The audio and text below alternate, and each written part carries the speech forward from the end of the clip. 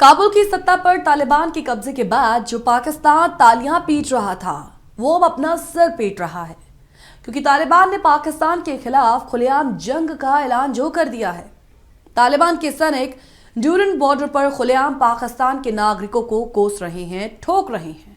और ताजा घटना में तालिबान के सैनिकों की गोलाबारी में कम से कम 7 पाकिस्तानी नागरिकों की मौत हो गई है। और जानते हैं, स्थिति ये है कि पाकिस्तान के पीएम शहबाज शरीफ खुद घुटनों पर आ गए हैं और तालिबान से शांति की अपील कर रहे हैं। पाकिस्तान की सेना के मीडिया विंग ने इसकी पुष्टि की कि रविवार को अफगानिस्तान पाकिस्तान बॉर्डर पर अफगान सेना की तरफ से तोप के गोले दागे गए हैं और गोलाबारी की गई है, जिसमें कम से कम 7 आम नागरिकों की मौत हो गई है और कम से कम 16 लोग गंभीर तरह से घायल हो गए हैं। पाकिस्तान की सेना ने अफगानिस्तान की तरह से की गई भारी गोलाबारी की घटना को अकारण बताया है, उसे आक्रामक बताया है। तालिबान के आगे बेबस पाकिस्तान पिछले साल 15 अगस्त को तालिबान सत्ता पर काबिज हुआ और जश्न पूरे पाकिस्तान में मना। पूर्व पाकिस्तानी पीएम इमरान खान ने इसे अफगानिस्तान के पैरों से गुलामी की बेड़ियों का टूटना बताया था, लेकिन अब देखिए यही पाकिस्तान मातम मना रहा है।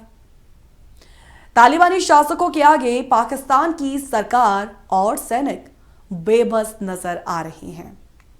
सवाल यह है कि अफगान फोर्स को आखिर इतना गुस्सा आया ही क्यों?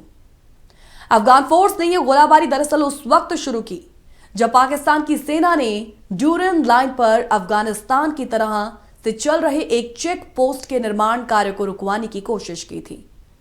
पाकिस्तान की सेना ने अफगान फोर्स से अफगानिस्तान की जमीन पर चेक पोस्ट के निर्माण को रोकने की कोशिश की और इसके बाद ही तनाव भड़क गया। तालिबान के सत्ता में आने से पहले पाकिस्तान ने अफगानिस्तान और पाकिस्तान सीमा को विभाजित करने वाली उस ड्यूरन लाइन पर तारों के बाड़ लगा दिए, फेंसिंग कर दी। पाकिस्तान की ड्यूरन लाइन का करीब 90% हिस्सा जो है वो कंटीली तारों से घेर दिया गया, लेकिन तालिबान ने सत्ता में आने के बाद इन कंटीली तारों से बनी सीमा रेखा को तोड़ना शुरू कर दिया और जब पाकिस्तानी सैनिकों ने रोकने की कोशिश की तो मामला तनावपूर्ण हो गया। हालांकि उस वक्त पाकिस्तानी फोर्स ने कुछ नहीं किया क्योंकि तालिबान सत्ता में आया ही था, लेकिन सत्ता में आने के 3 महीने के अंदर अंदर तालिबान ने ट्रकों के जरिए कंटीली तार से बनाए बॉर्डर फेंसिंग को तोड़ दिया और इसके बाद से ही अफगान बल और साथ ही साथ पाकिस्तान फोर्स के बीच लगातार संघर्ष हो रहा है।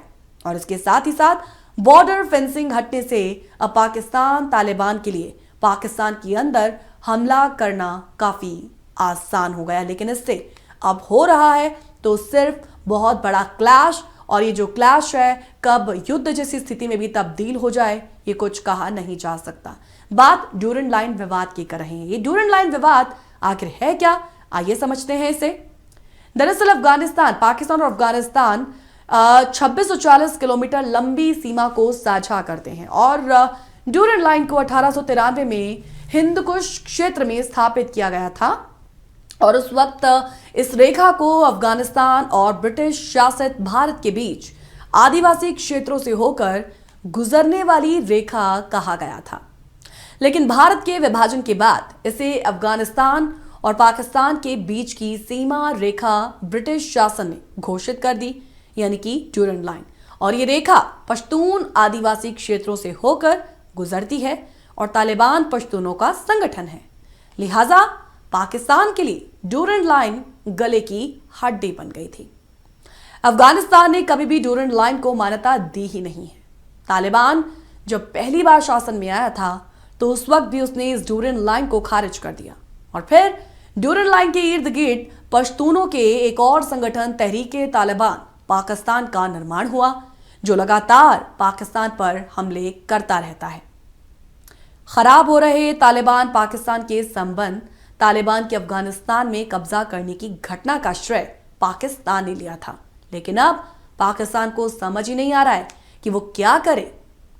पूर्व पाकिस्तानी पीएम इमरान खान ने हर सार्वजनिक मंच से तालिबान के लिए फंड मांगे, लेकिन अब यही तालिबान पलटकर वार कर रहा है।